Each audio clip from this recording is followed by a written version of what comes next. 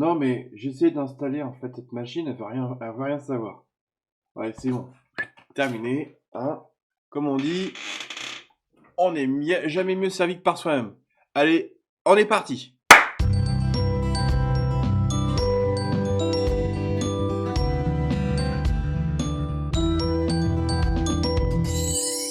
Donc, nous allons effectuer la création d'une machine virtuelle. Alors, on a plusieurs possibilités. On va regarder ce que j'ai comme ISO qui traîne dans le coin. Alors, tout d'abord, il faut créer la machine virtuelle. Hmm, on va l'appeler, allez, test cross plateforme. TCP. Ceux qui font du réseau, ils devraient rigoler. Bah oui, c'est test du cross-platform. TCP. Allez. Euh, alors, le type de système d'exploitation. Non, mais je suis déjà sur Windows, donc on s'en va. Allez. Oups. Donc, on va prendre du Linux, hein, et puis on va prendre, je sais pas. Bon, allez, on va mettre du Debian. 64. De toute façon, en plus, j'ai l'Hyper-V. Ouais, ça devrait le faire. On va tester, de toute façon, on verra bien. Hein. Alors, 64 bits. Ok. Alors, au niveau de la mémoire, on va mettre du 4... Non, pas du 442. Hein. 442. Non, c'est 496. On lui met 4 Go, je pense que ça serait pas mal. Hein. On va créer une machine virtuelle, n'est-ce pas? Le logo, je peux le changer ou pas? On verra plus tard, je crois qu'on va pouvoir le changer en plus. Créer. Alors,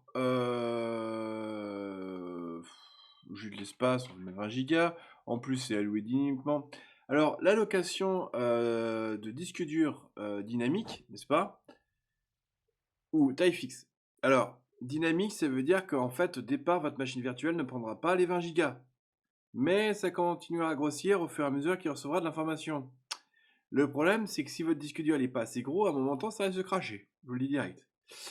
Donc, pensez-y bien. Soit vous mettez en taille fixe, comme ça vous n'êtes pas emmerdé. Ça passe pas.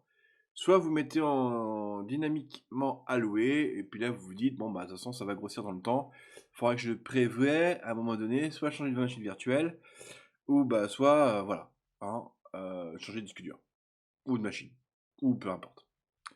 Donc ça, en fait, la machine virtuelle, alors il y a le hôte, puis l'invité, mais en fait on s'en fout. On va juste parler de machine physique et de machine virtuelle. Le principe d'une machine virtuelle, c'est que votre machine, là, votre ordinateur, devient en fait euh, une sorte de serveur qui va héberger des machines virtuelles. Imaginez l'inception des machines virtuelles. Vous connaissez le film peut-être, Inception? Un rêve dans un rêve dans un rêve dans un rêve. Eh ben on peut faire la même chose avec les machines virtuelles. Imaginez une machine physique qui contient une machine virtuelle qui elle-même contient une machine virtuelle, qui elle-même contient une machine virtuelle, qui elle-même contient une machine virtuelle, qui elle-même contient une machine virtuelle. Ouh. Bon, il reste pas beaucoup de ressources à la fin, hein, je vous le dis direct. Donc, type de fichier de disque dur. Donc ça, c'est le format de votre machine virtuelle. VMDK, qui, de souvenir, correspond à VMware. VHD, je crois que c'est Hyper-V chez Microsoft et VDI, je ne sais plus. Il y en a d'autres, hein, il y a QCOM pour la partie QEMU. Si vous utilisez par exemple un serveur Proxmox, je crois de souvenir que c'est du QCOM. HDD, c'est disque dur parallèle, bon, peu importe. Et CUD, je crois que c'est une autre version qui est utilisée par QEMU. Alors QEMU, c'est pareil, c'est un émulateur de machine virtuelle. J'aurais pu éventuellement l'utiliser. Alors, il y a une différenciation entre une machine émulée et une machine virtuelle. Je ne vais pas rentrer dans les détails dans cette vidéo, mais si ça vous intéresse, n'hésitez pas à me le noter dans les commentaires et je me ferai une joie de vous préparer une vidéo pour vous présenter la différence qu'il existe entre les différentes virtualisations de machines partant de la machine virtuelle au Docker et bien sûr en passant par l'émulation. Bon, Allez, créer. Voilà, nous avons créé notre machine virtuelle. Bravo! Maintenant, il va falloir installer le système d'exploitation. Ah, bah oui, ça serait trop facile sinon. Alors, il faut aller dans les configurations de votre machine virtuelle. Configuration. Ah oui, pourquoi j'ai choisi...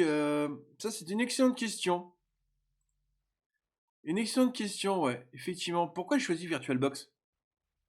Bah alors, la réponse, elle est toute simple. C'est parce qu'il était déjà installé sur ma machine. Voilà. Aussi bétail que ça. Hop. Alors, attendez. Je vais faire un petit truc. Ah, là, c'est un peu mieux. Ouf. Alors, donc oui, stockage, ben, on va aller chercher notre lecteur CD. Et dans notre lecteur CD, on va lui dire Live CD, je crois de souvenir. Et après, on va chercher donc notre chose create virtual optical disk. Non, mais non. Alors, ah ouais, à la rigueur. AMD 64 net install, je peux utiliser ça à la rigueur. Est-ce qu'il est disponible? Apparemment, il serait disponible, donc on va partir sur une net installation. Eh ben, si elle est pas belle la vie, hein? Donc, point de vue réseau, il va falloir du réseau NAT. Alors, pareil, si vous voulez que je vous fasse une vidéo pour vous expliquer les différents points réseau à l'intérieur de la machine virtuelle, eh ben, n'hésitez pas à le mettre dans le commentaire. S'il te plaît, explique-nous ce que c'est que la différence qu'il y a entre un NAT, un accès par point, un réseau interne, un réseau privé hôte, un générique driver, un réseau NAT, un cloud network expérimental ou aucune connexion. Et puis si vous mettez pas de commentaires pour me demander ça, et puis que vous me posez la question après dans une autre vidéo, je vous dirai, lisez ce foutu document. Pas ce foutu, documentation, parce qu'en fait, c'est bien fourni en documentation. Mais si vous voulez que je vous fasse une vidéo là-dessus, n'hésitez pas, voilà, hein. Je sais, j'insiste, mais bon, au bout d'un moment, si on n'insiste pas un peu, il se passe pas grand-chose. Alors déjà, moi, je veux pas du NAT. Euh, c'est un accès par pont, je crois, de souvenir. Et je choisis la carte réseau. Oui, j'en ai plusieurs. Et alors? Hein, faut pas avoir honte, hein. Je choisis une carte réseau, une de mes cartes réseau, parmi lesquelles je vais donc me connecter à Internet pour ma machine virtuelle. Ce qui fait qu'en fait, elle arrive sur le réseau que j'ai. Voilà, bon, si vous voulez que je vous fasse une vidéo là-dessus, voilà, je pourrais faire une vidéo complète là-dessus. Moi, c'est pas l'objectif de cette vidéo. L'objectif de cette vidéo, c'est d'installer en fait un système d'exploitation avec un bureau dessus, d'accord? Je précise, hein. Je crois que c'était du Debian 9. Ah, j'aurais pu télécharger la Buster comme elle m'a dit. Bon, c'est pas grave, ça marche aussi. Je partage pas les ports USB.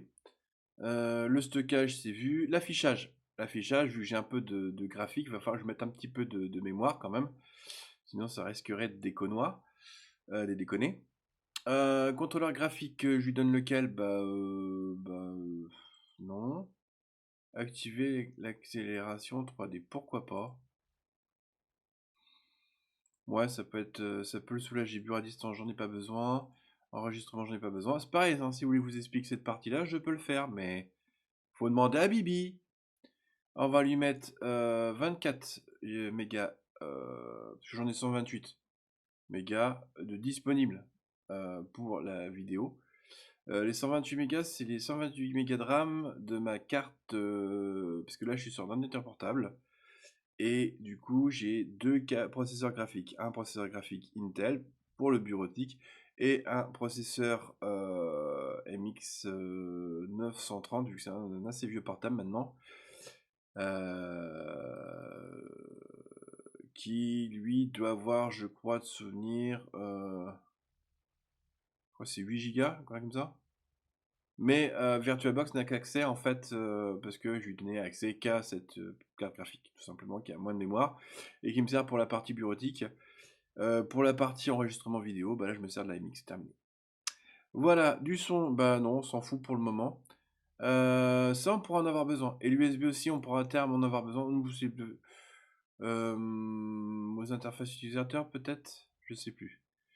Je regarderai parce qu'en fait, du coup, en même temps, j'aurai peut-être besoin de partager les webcams pour faire des expérimentations ou pas, on verra. Ou à moins que d'ici là, j'aurai un, je me serai occupé de l'autre. Bon, peu importe. Donc pour moi, là, ça me paraît cohérent. Donc là, nous allons pouvoir démarrer notre machine virtuelle. Allez, machine virtuelle, démarrage. Alors surtout, vous la démarrez avec en normal, hein, avec un affichage.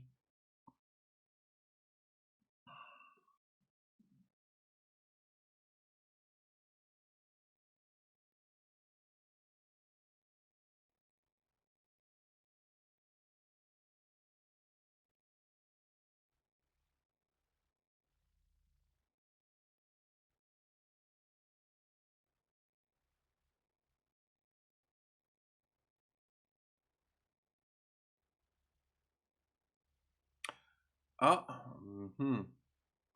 il semblerait que... Ah non, si... Ah ouais, j'ai dû cocher une case. Allez, c'est parti, démarrer. J'espère que...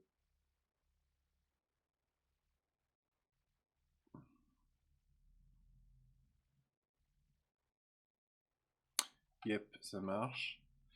Alors, nous allons donc passer en installation avancée.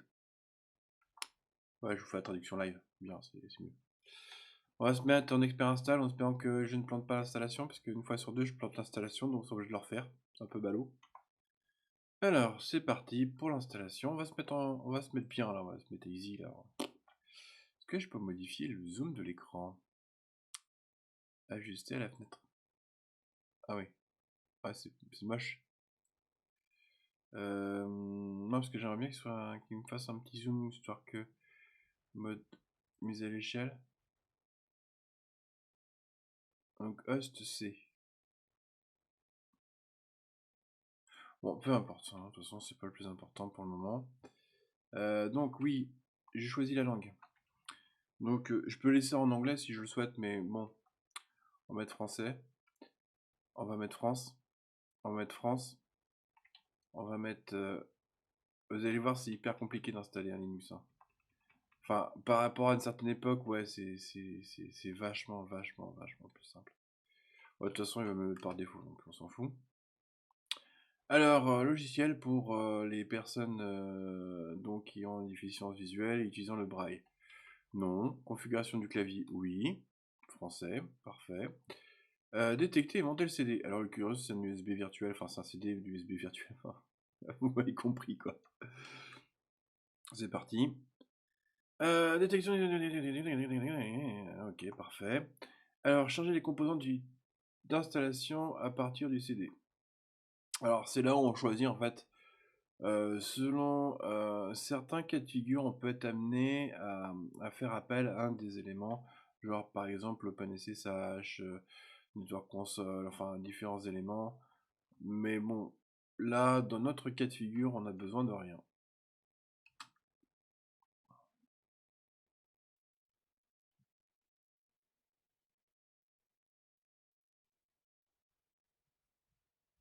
Il y a des moments comme ça, on a envie de prendre un bouquin et lire.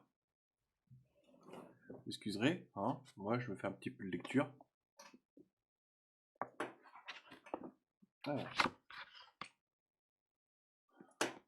Non mais t'exagères là, j'ai même pas eu le temps de lire une ligne. Alors, détecter le réseau. Ah oui, ça c'est bien, ouais, je veux le réseau, moi, je veux le réseau. Alors, configurer le réseau automatiquement. Délai d'attente en secondes pour la détection du réseau. 3 secondes. 1, 2, hop, là c'est fait. Et hop, là c'est fait. Tech terminé, on n'en parle plus. Le nom de la machine, on avait décidé de l'appeler, on l'appelait lab. Donc test cross-platform, TCP. Le mec qui tombe sur le réseau, il va lab TCP. Ah, le mec qui fait du réseau. Ah non, loupé. Donc ça, c'est le nom de la machine. Le nom du domaine, on s'en fout. On va l'appeler LAN. Voilà. Donc, créer les utilisateurs et choisir les mots de passe. Oui. Donc, le premier utilisateur qu'on va créer, en fait, c'est du Linux. Donc, c'est un root. On veut le shadow password. On veut le super utilisateur. Alors, le mot de passe. Le mot de passe.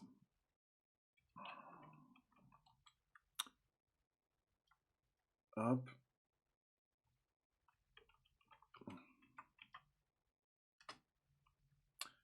Faut-il créer un compte utilisateur? Bah non, hein. De toute façon, je vais tout faire en route, hein. Non, faut pas déconner non plus.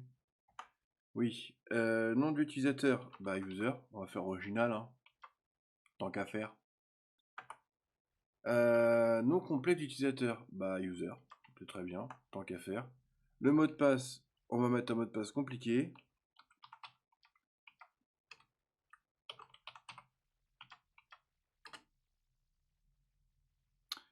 Ensuite, configurer l'horloge. Ça peut être pratique. Utiliser du NTP. Alors NTP, c'est un protocole. Network Time Protocol. Voilà. C'est un protocole. Hop, comme ça il se met à l'heure tout seul, c'est parfait. Détecter le disque, il va détecter le petit disque virtuel que je lui ai créé. Voilà, partitionner les disques. Alors, la partition, on va s'en foutre, même si techniquement on doit respecter une certaine norme. Là, on est des assistés, hein, débutants bien sûr. Donc en tant que tel, comme tout débutant qui se respecte, bah, pourquoi partitionner les supports?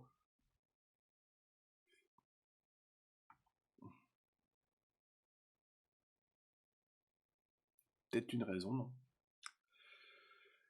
Donc tout en une seule partition, oui. Parce qu'en fait, techniquement, on peut séparer le home, le var, le bin et d'autres dossiers. Pour la raison suivante, c'est par exemple, vous avez une machine qui est dédiée qu'à des utilisateurs. Vous voulez garder un espace de mémoire nécessaire et suffisant pour tout ce qui est variable dans l'environnement ou pour les binaires, bah vous séparez. Si vous êtes en mode test démo ou en test ou en voilà, on va dire débutant, moi j'aime pas trop ce terme. C'est plutôt, voilà, c'est un peu la one again. C'est bon, vas-y, je sais pas trop ce que je vais faire avec, mais vas-y, mets-moi tout, mets-moi le paquet. Euh, alors la swap en fait, c'est disons l'équivalent de la RAM, mais sur le disque. Alors à quoi sert la swap? Ça, c'est une chose assez importante et fondamentale à comprendre sur Linux. La swap sert à décharger les démons, et les démons en fait, c'est l'équivalent des services ou des applications sous Windows. On va dire ça comme ça. J'ai équivalent, hein. De toute façon, c'est pas la même chose. Ne me faites pas dire ce que j'ai pas dit. En gros, c'est ça. Le mode de fonctionnement n'est pas le même. Et en gros, la swap, ça permet de mettre en attente certains processus qui doivent s'exécuter à un certain moment donné par rapport à l'ordination de l'exécution des programmes, services, démons, enfin peu importe. Euh, je dis ça, c'est une chose importante. Ce qu'il faut comprendre, c'est que votre machine, votre ordinateur, à la base, fonctionne de manière monolithique. Elle ne fonctionne pas de manière parallèle, telle qu'on pourrait l'imaginer, étant donné qu'on voit qu'elle est capable de faire plusieurs choses en même temps. Mais dans les réalités, elle est monolithique. C'est juste qu'elle est capable de les exécuter tellement vite, et en fait, en découper, que vous avez l'impression qu'elle est capable de faire ça. Mais non. Non, oubliez. C'est... Non. Après, bon, maintenant, on a les exécutions parallèles qui s'effectuent avec plusieurs processeurs, donc c'est vrai que c'est plus tellement vrai. Mais de base, c'est ça. Bon, allez, on termine le partitionnement. Faut-il appliquer les changements? Ben oui. J'ai jamais compris ça, mais bon. Moi, j'aurais pensé plus une question. Êtes-vous sûr de n'avoir rien oublié? Et là, c'est non.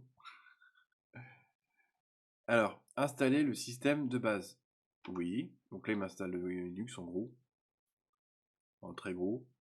J'ai cru voir passer du grub, mais juste comme ça. Alors le grub, en fait, c'est tout simplement votre launcher pour Linux. On verra à la fin, on l'installe pour permettre à votre simulation de démarrer. Le principe même du launcher, ce qu'il fait, c'est qu'il vient charger en fait le démon, disons maître, le premier, qui je crois de souvenir s'appelle initRD, qui ensuite permet l'exécution des démons enfants qui y sont rattachés. Il existe en fait des démons qui vont être orphelins et ils sont automatiquement rattachés soit aux parents ou soit au nœud le plus haut, c'est-à-dire initRD. Ce qu'il faut comprendre, c'est que Linux en fait est un système d'exploitation dont les services ou les applications ou les démons sont exécutés au travers d'une arborescence. Et c'est cette arborescence qui permet de définir, entre autres choses, les priorités d'exécution à l'intérieur même du système. Ce qui est largement différent sous Windows, où on ne sait pas trop comment ça marche, mais ça a l'air de fonctionner. Mais on n'est vraiment pas sûr. On a des théories, hein. Pense qu'il y a quelqu'un dans la machine qui fait des prières et c'est pour ça que de temps en temps, bah, il oublie de se réveiller et puis bah là, ça plante, quoi. C'est Windows, quoi. Oh, je suis charmé. Alors, quelle image je souhaite? Euh, une belle image, non? Donc, on va le laisser choisir à notre place, de toute manière. Je pense qu'il va pas se tromper. Enfin, j'espère. Alors, image générique comporte tous les pilotes disponibles ou est-ce que je ne veux simplement les cibler, c'est-à-dire celles qui sont nécessaires au système. Je vais prendre tout disponible, j'ai un peu de disque. Un peu de... J'ai un peu ce qu'il faut, on va dire ça comme ça. Bon, après, c'est vrai que mon portable reste un peu léger quand même, il est un peu vieux, il faudrait que je le change à un moment donné. Mais putain, il me faut des pépettes. Il me faut des pépettes.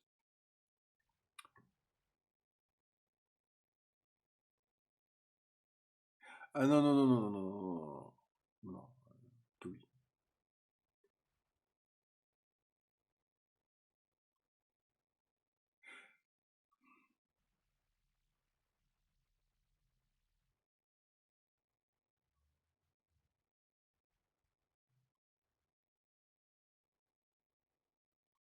C'est beau quand même, hein, de voir une machine travailler.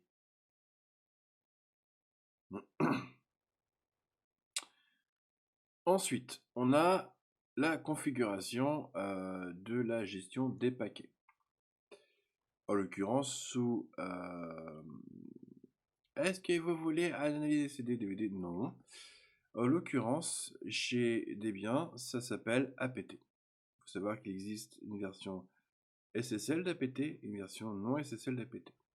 Nous allons utiliser la version non SSL d'APT, bien évidemment. Je ne vais pas rentrer dans les détails de pourquoi. Quoique j'ai jamais essayé la version SSL.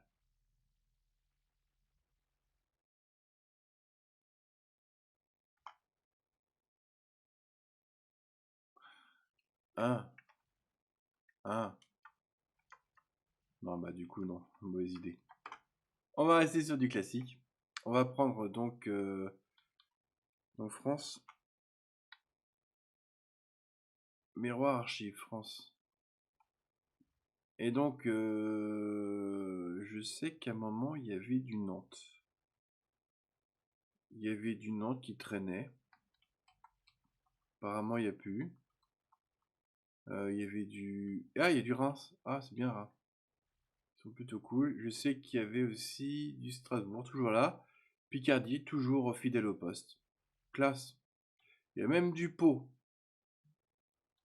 Mais il n'y a pas de Bordeaux, il n'y a pas de Nantes, il n'y a pas non plus Marseille, il n'y a pas... Non mais sérieux quoi. Sérieux. Ah la honte. Il y a Toulouse. Vous avez vu Toulouse, hein.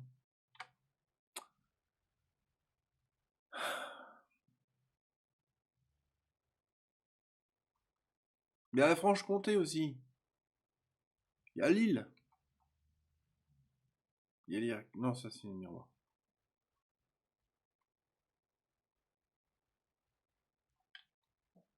À l'Université de Lorraine. Alors on prend laquelle?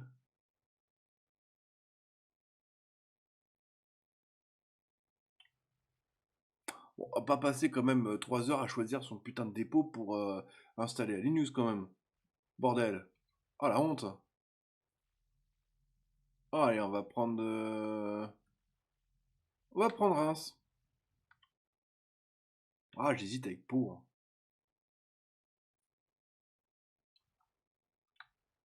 Bon, allez, on va se faire plaisir, on va aller chez Reims. Souhaitez-vous utiliser des logiciels non libres? Ah bon? Ça existe? Activer les dépôts source apt, oui. Et là, c'est en général à ce moment-là je me plante. Quoique là, ça va être volontaire. Parce que j'ai besoin d'interface graphique pour vous montrer comment ça se passe une fois qu'on a compilé pour Linux. Car effectivement, la prochaine étape juste avant la compilation pour Android sera de tester la compilation pour Linux. La raison est très simple, c'est qu'en fait, l'OS qui héberge Android, c'est un Linux. Non, mais on va pas faire du... Non, non, ça vous oubliez. C'est pas tellement... Je le conseille pas, hein. Ah ouais, vas-y, on prépare tes mises à jour. Parce que, en fait, mais ça, nous verrons ça dans la prochaine vidéo. Désolé, j'avais dit que ce serait celle-là, mais non, parce qu'en fait, je me suis rendu compte que fallait peut-être passer d'abord par un exemple de compilation cross-platform pour ensuite voir une cross-platform un petit peu plus complexe qui est celle de la JVM d'Android. Donc choisir et installer des logiciels, et c'est à ce moment que ça devient intéressant.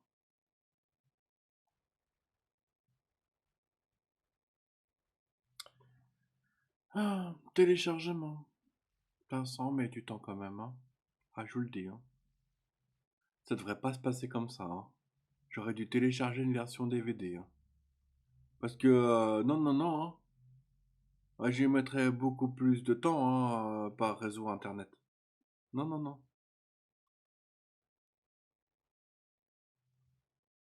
Non, non, non, non. Préparation de Linux. Image 4.9.0. Ah, on est déjà rendu à la 4.9.0. Bientôt la 5. Ah la vache! Putain, je me souviens encore de la 2.2.4, quoi. Oh là là là là. Ah, et si un jour je lançais un projet Linux compilé en Pascal, bah punaise, je vais en avoir des années à rattraper, hein. Je crois que tout seul, ça va être difficile. Non, voire même peut-être impossible. Par contre, si je du coup je lance le projet, si ça intéresse des gens qui regardent cette vidéo, un OS Linux réécrit en Pascal, ça pourrait être, je pense, sympathique. Je crois que je dois avoir des sources d'une base comme ça, quelque part, qui s'appelait Delphine, qui était un Linux en fait. Alors, est-ce que vous voulez participer aux statistiques ou non? Bah non, évidemment. Vous savez, quand je vois ces pages-là, ça me fait un peu penser au... Bon, après, je sais pourquoi ils font ça, c'est parce qu'ils ont besoin de retours sur ce qui est installé, sur ce qui n'est pas installé, etc. Ah, voilà, donc c'est là. Alors, serveur d'impression, je n'ai pas l'impression que ça soit utile. Serveur SSH, on fera l'installation manuellement. Serveur web, on n'a pas utilité pour le moment, on aura l'utilité un petit peu plus tard. Quand on fera du web avec Free Pascal. Eh oui, monsieur, on va passer par là aussi. Euh, environnement de bureau Debian. Laquelle j'installe, moi? l'XDE, Mate, Échec Mate, Cinnamon, KDE, XFCE, GNOME. Bon, en fait, je les connais toutes, mais je sais pas laquelle installer. Alors, je sais que GNOME est relativement pas léger. XFCE est censé être léger, mais il est pas si léger que ça. KDE est plutôt fun, mais pareil, il va être un peu lourd. Cinnamon est vraiment bien. Mate est bien. Et l'XDE est bien. Cinnamon ou Mate? J'hésite. Ah, moi je prends une XDE. Allez, on va partir là-dessus. On va trancher la poire en deux en gros. Ah, puis on peut installer KDE aussi. Non, je déconne. Une seule, ça suffira, ça sera déjà suffisamment le bordel.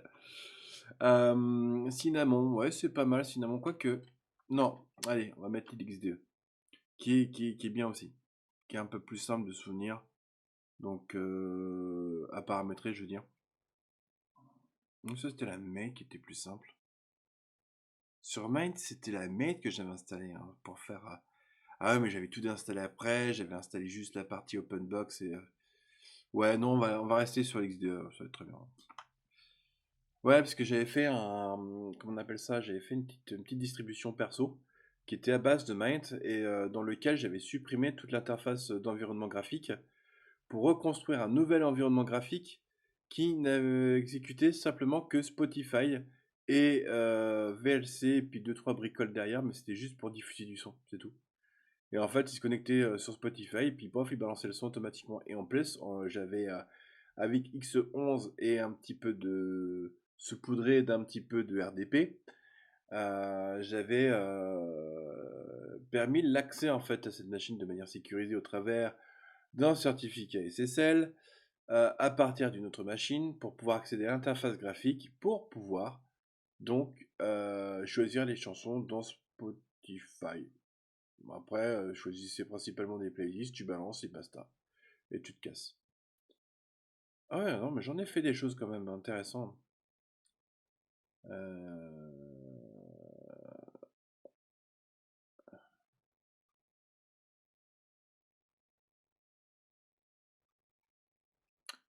C'est vrai que j'aurais pu installer un Icecast aussi pour faire ça.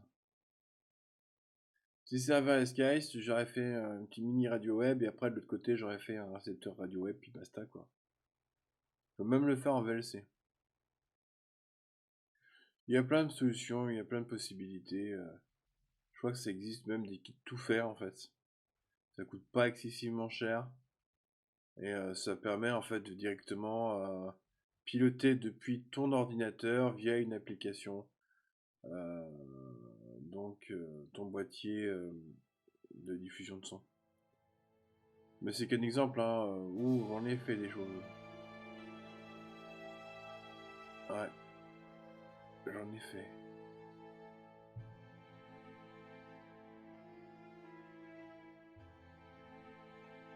Ouais, on va pas se replonger dans le passé. Parce que c'était vraiment pas beau à voir. Non, non, vraiment pas.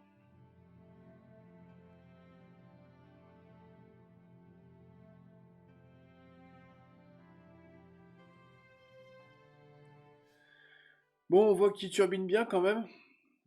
On est déjà à peu près à 33 minutes de vidéo, on est seulement sur l'installation, donc j'ai bien fait de prévoir une vidéo complète pour ça. Elle va être un peu longue. De toute façon, les premières vidéos vont être, je pense, relativement longues. Tout ce qui est installation en général, c'est toujours un peu relou. C'est un peu lourd. Alors c'est vrai que je peux accélérer la vidéo, mais je vais vous mettre une petite musique de derrière les fagots que j'ai faite pour les moments un peu plus calmes. De toute façon, là, il est seulement en train d'installer en fait le système d'exploitation. Donc techniquement, il va pas mettre tant de temps que ça. Mais ouais, je me rends compte quand même, ouais, une bonne trentaine de minutes déjà. Bah, dis donc. Je me rappelle pas que c'était aussi long, hein.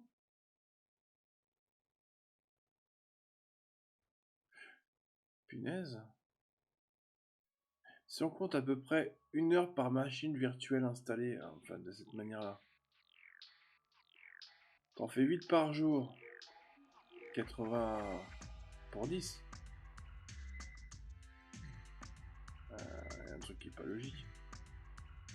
Comment je faisais alors? Ah, mais oui, non, mais j'utilisais du PXE moi à l'époque. Mais oui, c'est vrai. Alors le PXE, qu'est-ce que c'est?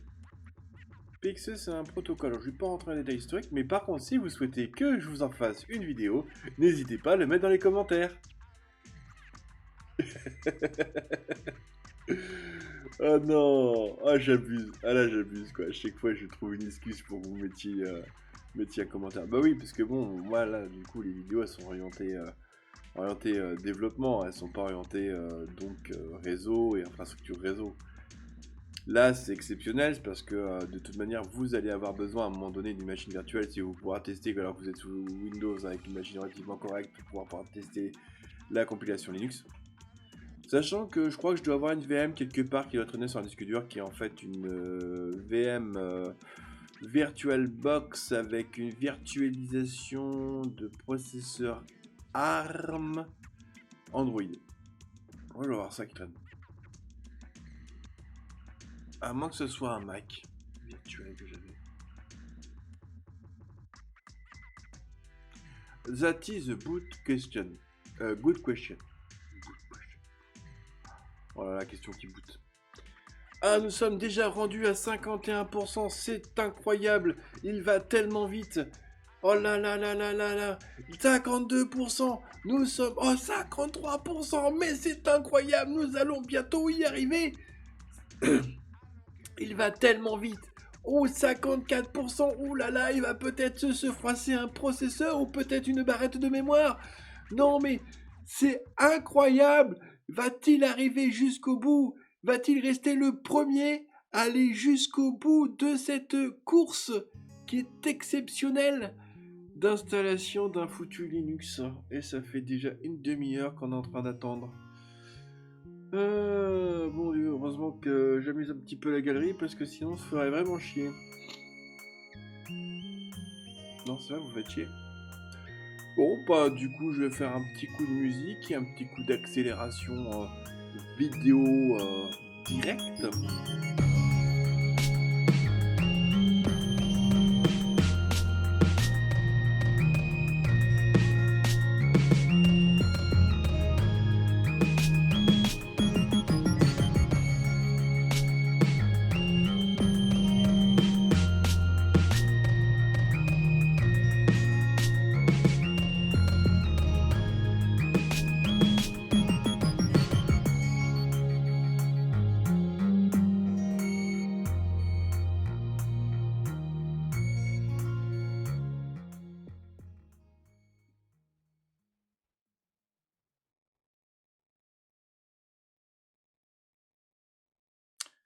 Ah, ça y est. Donc nous en sommes à l'installation du programme Grub sur le disque dur, aucun problème là-dessus. On va installer Grub. Allez. J'ai l'impression qu'il met plus de temps en fait à écrire sur le disque plutôt que de... C'est qu'une impression, je pense. Donc installer le programme de démarrage Grub sur le secteur de démarrage, oui. Sur le SDA de la machine virtuelle, je précise. Et donc, est-ce qu'il faut forcer l'installation du schéma des supports amovibles EFI? Non. Donc voilà, nous sommes partis sur le Grub install. Donc ça veut dire que la prochaine étape est terminer l'installation.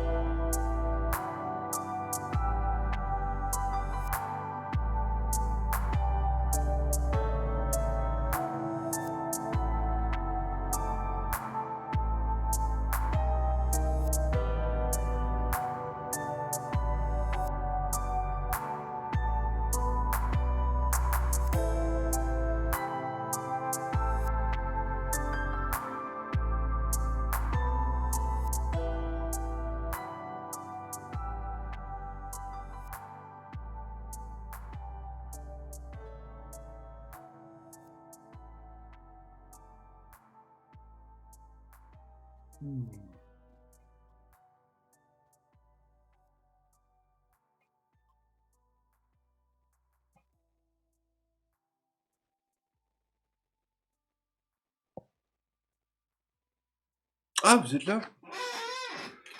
Ah, ah désolé, hein, ma vieille chaise elle fait du bruit, hein. J'ai demandé au capitaine de le changer, à changer, et il a pas voulu, donc tant pis pour moi. Ah, tant pis pour vos oreilles. Ouais, magnifique, hein, cette image, hein. Bah, c'est moi qui l'ai fait. Bon, du coup, ah oui, vous venez voir où on en est rendu par rapport à l'installation de machines virtuelles. Bah, j'ai eu quelques petits soucis, c'est pas GG, quoi. Euh, on va la démarrer normalement.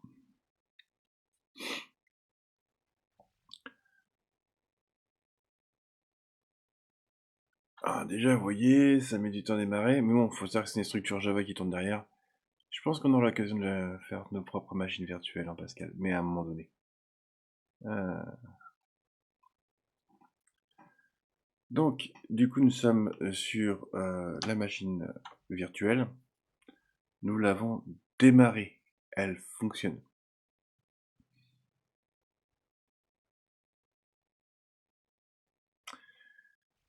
On va attendre qu'elle démarre complètement. On va récupérer l'adresse IP de la machine, hein.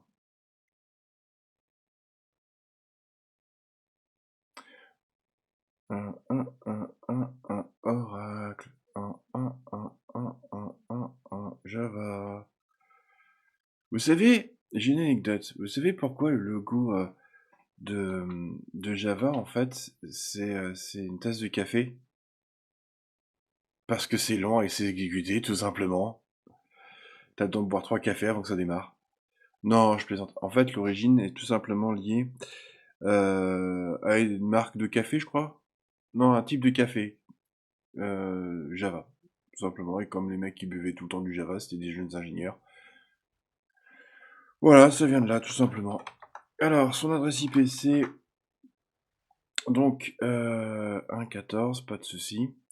Donc ça, c'est son adresse IP locale, hein. Donc, au final, ça change rien pour vous. Bon, allez, hop. Hop, on va se connecter. Hop, sur le 198.101.14. Ah, attendez, j'ai oublié quelque chose d'hyper important. Nous avons oublié d'y mettre notre petit X forwarding. Alors, il y a deux types de forwarding. Il y a le X forwarding, le Y forwarding. Mais on s'en fout. Par contre, du coup, si je fais par exemple xclock, voilà, truc complètement inutile, bah, j'ai l'horloge, mais c'est exécuté du côté serveur. Pour preuve, je fais Chromium. Elle va mettre un peu de temps à démarrer, ce qui est normal, hein. C'est que là, en fait, je demande à ma machine virtuelle d'exécuter Chromium, de me l'afficher. Et comme c'est une machine virtuelle, c'est pas une machine physique, c'est un peu. Puis elle a pas beaucoup de RAM, enfin, je veux dire, elle est pas. Voilà, c'est pas non plus top performance, mais ça marche. Si je cherche, une petite recherche internet, et voilà, ça marche. Pas de souci.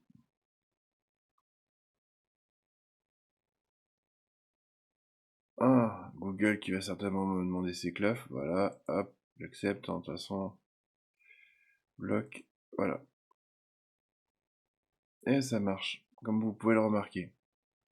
D'ailleurs, moi, je suis un peu perdu sur le net, alors du coup, bah, je me réfère à ce site-là. Au moins, je panique plus.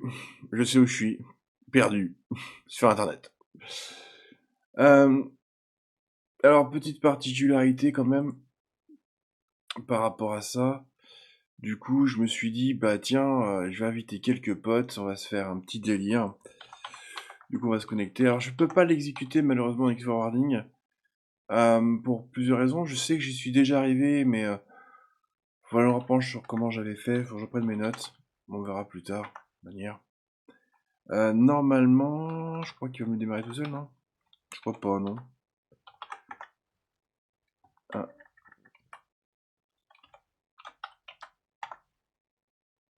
Ah, mais ça marche pas, mais c'est quand même dommage. Tac.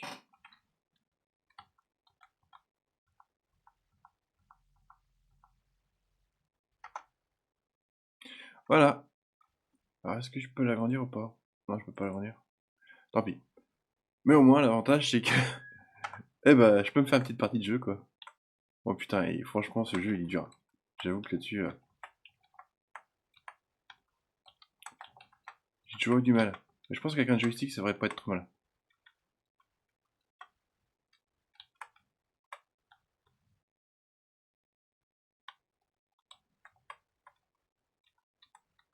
Voilà, hop là. Ah, il est chaud ce jeu. Pam pam pam. Alors il y a de la musique aussi, hein, mais là j'ai pas activé. Ah, moi que avec le casque, vous allez peut-être l'entendre. Je suis pas sûr. C'est chaud, hein. C'est chaud, hein. C'est chaud, hein. Ouais, enfin bon. Hop, hop, hop, hop, hop, hop, hop, hop. Ah, j'ai pas été assez bon sur ce coup-là.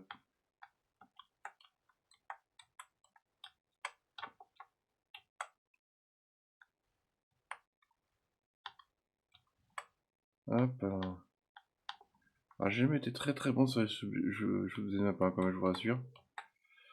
Hop là. Ah, c'est chaud quand même, c'est chaud la vache. Bon, voilà quoi. Donc voilà, donc bah ça marche. Tout simplement. Je sais pas s'il y a du son. Je pense pas. Non, faudrait que j'active les. Faudrait que j'active derrière. Enfin voilà. Donc ça marche. Ça veut dire que techniquement. Alors je sais pas pourquoi ça se met à déconner après, mais bon, c'est pas trop grave. Hein. Je fais un petit PS ici. Ah, tac, je fais un petit kill. Donc celui qui va m'intéresser, ça va être. Je pense que ça va être le 1079, non?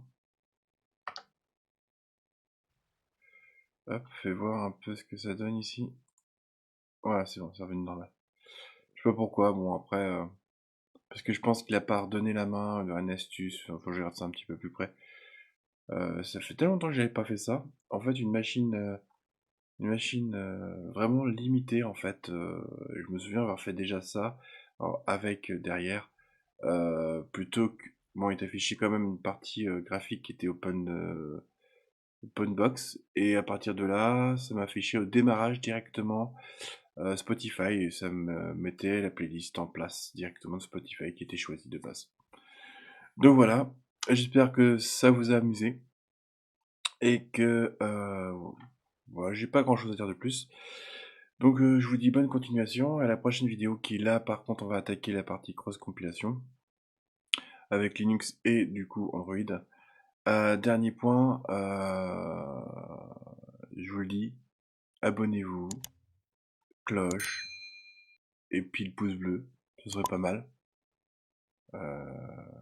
Ok, je vous dis à plus tard.